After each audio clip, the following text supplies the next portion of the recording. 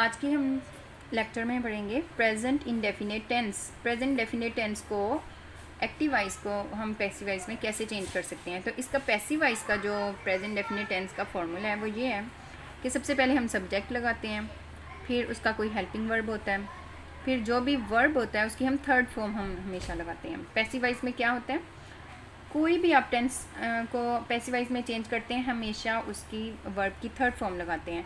उसके बाद हमेशा वर्ब के फ़ौरन बाद बाई लगाया जाता है और फिर ऑब्जेक्ट आ जाता है। तो ये इसका सिंपल का फॉर्मूला है। फिर इसका हम एग्ज़ाम्पल लेते हैं। सबसे पहले एग्ज़ाम्पल है जैसे आई ब्रेक आ कप। इसको हम किस तरह से चेंज कर सकते हैं, ये है हमारा एक्टिव वॉइस। एक्टिव वॉइस हो गया और इसको हमने पैसिव वॉइस में चेंज करना है। तो कैसे चेंज कर सकते हैं, हम इस फॉर्मूले के बताएंगे। ये जो है इसका एंड पे जो लगा होता है उसको हम क्या कहते हैं, ये हमारा क्या है, ऑब्जेक्ट है। तो ऑब्जेक्ट को हमने चेंज कर देना है सब्जेक्ट में, इसने इसमें चेंज हो जाना है, ऑब्जेक्ट ने सब्जेक्ट में चेंज हो जाना है और सब्जेक्ट ने ऑब्जेक्ट में चेंज हो जाना है। हम इस तरह से इसको चेंज करेंगे। तो ये जो आई है, लास्ट लेसन में मैंने आपको बताया था कि सब्जेक्टिव प्रोनाउन कौन से होते हैं और ऑब्जेक्टिव प्रोनाउन कौन से होते हैं। तो जो सब्जेक्ट है हमारा वो आई है, तो आई को हमने इसके हवाले से देखते हुए ऑब्जेक्टिव में चेंज करना है। तो आई को हम मी में हम चेंज कर देंगे, ठीक है। तो ये इसका जो किसी चीज़ का अगर नेम ऑलरेडी लिखा हुआ है तो वो चेंज नहीं होगा, वह एज इट इज़ रहेगा। इस वजह से इसका जो ऑब्जेक्ट है हम इसको ऐसे ही लिखेंगे, सब्जेक्ट में चेंज हो जाएगा आ कप, ये इसका बन गया सब्जेक्ट। अब इसका हमने क्या लगाना है, हेल्पिंग वर्ब। तो प्रेजेंट डेफिनेट का जो हेल्पिंग वर्ब है वो हमेशा क्या होते हैं, हेल्पिंग वर्ब हम देख लेते हैं। प्रेजेंट इंडेफिनेट,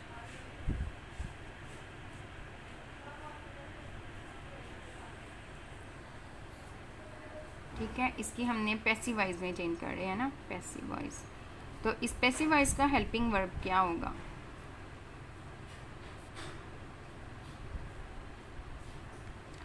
अगर तो सिंपल टेंस है तो आपको पता है कि सिंपल टेंस में इसका हेल्पिंग वर्ब होता है डू और डज। लेकिन इसका जब पैसिव वॉइस का हेल्पिंग वर्ब होता है वो हमेशा क्या होता है, इज़, आर या फिर एम। हम ये लगाते हैं इज़ आर एम लगा के फ़ौरन बाद हमने वर्ब की थर्ड फॉर्म लगानी है, प्लस वर्ब की थर्ड फॉर्म लगाते हैं, ठीक है। तो इसका सिंपल जो टेंस होगा एक्टिव वाइज में उसकी हेल्पिंग वर्ब है डू और डज। लेकिन इसका जब हम पैसिव वाइज में चेंज कर रहे होंगे तो इसकी हेल्पिंग वर्ब चेंज हो जाएगी इज़ आर एम में। हर किस्म के टेंस में आपने इज़ आर एम लगाना है, ठीक है। तो हम ये देखते हैं, अब इसकी हेल्पिंग वर्ब क्या लगेगी, ये एक है सिंगल है ना, आ कप। तो सिंगल के लिए हम क्या लगाएंगे, इज़, आ कप इज़। अब ये ब्रेक है, ये इसका क्या है, वर्ब। अब वर्ब की हमने कौन सी फॉर्म लगानी है, फर्स्ट फॉर्म लिखी हुई है ना, तो अब हमने वर्ब की कौन सी फॉर्म लगानी है, थर्ड फॉर्म। तो ब्रेक की थर्ड फॉर्म क्या है, broken. A cup is broken. अब फ़ौरन बाद क्या आ जाएगा वर्ब के, bye. Bye.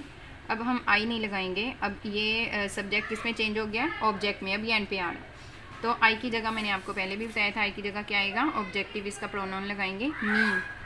Uh cup is broken by मी, ठीक है।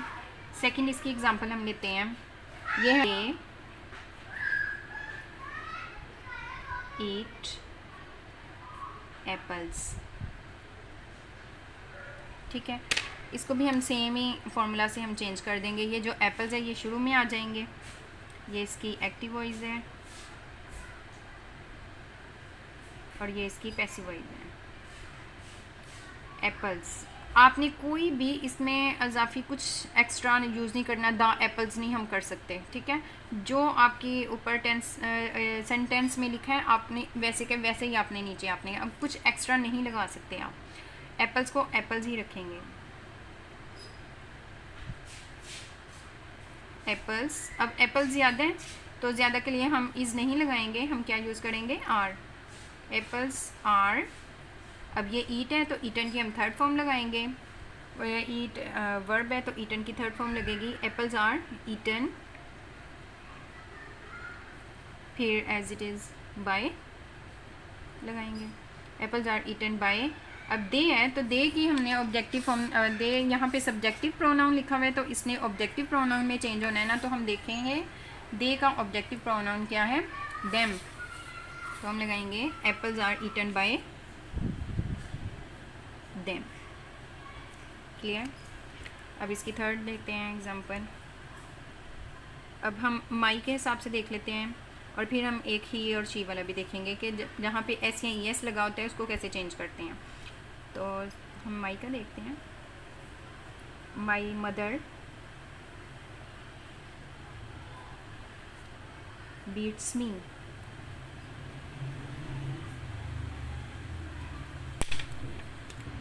इसको हम कैसे पैसिवाइज में चेंज कर सकते हैं। अब माई है तो ये मी है, ये हमारा ऑब्जेक्ट है, ऑब्जेक्ट को हमने सब्जेक्ट में चेंज करना है। ठीक है, तो इसको हमने सब्जेक्ट में चेंज करना है। इसका सब्जेक्टिव पार्ट क्या है, आई, तो हम मी की जगह क्या लगाएंगे यहाँ पे, आई। अब आई के साथ हम कौन सी हेल्पिंग वर्ब यूज़ करते हैं, एम। आई के साथ हमेशा एम आती है तो हम क्या लगाएंगे, आई एम। ठीक है, हेल्पिंग वर्ब लग गया। वर्ब की हमने थर्ड फॉर्म लगानी है। अब हमने देखना है वर्ब कौन सा है, तो जिसके साथ एस या ई एस का इजाफा किया गया होता है वो हमारा क्या होता है, वर्ब होता है। तो आएगा आई एम। अब बीट की थर्ड फॉर्म लगानी है, आई एम बीटन।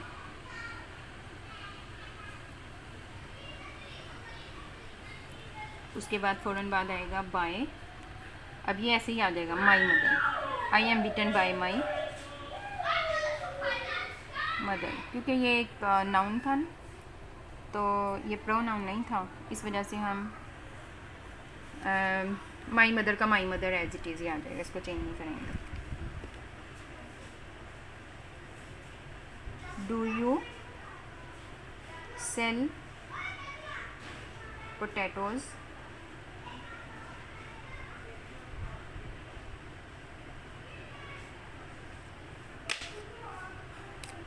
तो जिससे आपको पता है कि प्रेजेंट इंडेफिनेट का जो हेल्पिंग वर्ब है एक्टिवाइज का वो होता है डू या डज।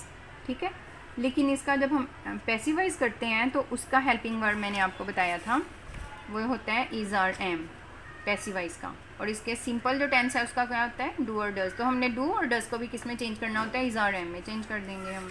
ठीक है, तो डू जो है वो जो डू है वो किन के लिए यूज़ किया जाता है, आई, वी, दे, यू, इनके साथ क्या लगाया जाता है, डू। और डज किसके साथ लगाया जाता है, ही, शी, हिरा, अली, किसी का भी नेम अगर लगाया जाए तो उनके साथ भी क्या लगाया जाता है, डज। यानी दूसरे लफ्ज़ों में हम कह सकते हैं कोई मल्टीपल चीज़ है, एक से ज़्यादा है, तो उसके लिए हम लगाते हैं डू। सिंगल चीज़ है, एक है सिर्फ दुनिया में, जैसे सन है, अर्थ है, अल्लाह है, तो हम उनके साथ क्या लगाएंगे, डज, सिंगल चीज़ के लिए। अब ये डू है तो हमने इसको कैसे चेंज करना है, अब डू यू, तो हमने यू के हवाले से इसको चेंज करना है।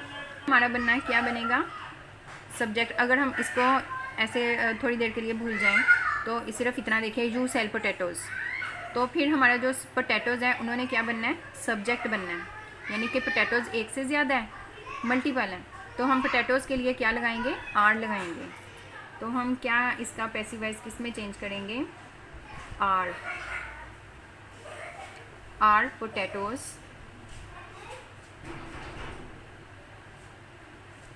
अब आर पोटैटोज़ लिख लिया। अब हमारा आएगा जो वर्ब है उसकी थर्ड फॉर्म हमने लगानी है। ठीक है, तो ये हमारा सेल फर्स्ट फॉर्म में है तो उसको थर्ड फॉर्म में चेंज करेंगे तो आएगा sold, are potatoes sold by, तो यू एज इट इज़ आ जाएगा।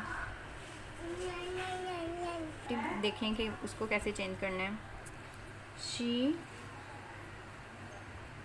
नेगेटिव सेंटेंस भी है और दो इसमें चीज़ें आपको क्लियर होंगी। एक तो नेगेटिव सेंटेंस है, सेकंड इसमें ही और शी का यूज़ किया हुआ है। ठीक है ना, तो हमारा सब्जेक्ट है शी, तो इसको हम कैसे चेंज कर सकते हैं? इसका भी जो सबसे पहले आपने देखना होता है कि ऑब्जेक्ट क्या है, उसकी एक सिंपल सी पहचान है। जब आपको ये फाइंड हो जाए कि आपने वर्ब, आपको पता चल गया वर्ब कौन सा है, तो वर्ब के फ़ौरन बाद आपका जो लगा होता है वो ऑब्जेक्ट लगा होता है, ठीक है।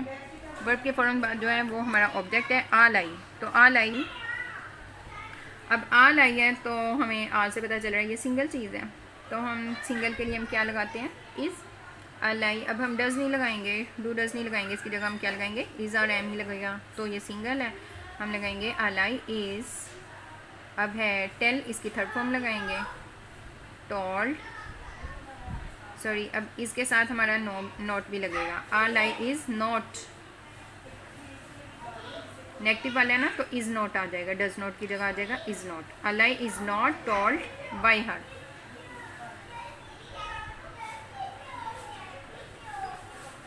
ठीक है। अब शी जो है उसको हमने कैसे चेंज किया, ये देखें, शी सब्जेक्टिव फॉर्म में है, सब्जेक्टिव प्रोनाउन में है, तो ये है शी, इसकी ऑब्जेक्टिव प्रोनाउन हमारी क्या हो जाएगी थे? All I is not told by she, तो हम क्या लगाएंगे? All I is not told by her.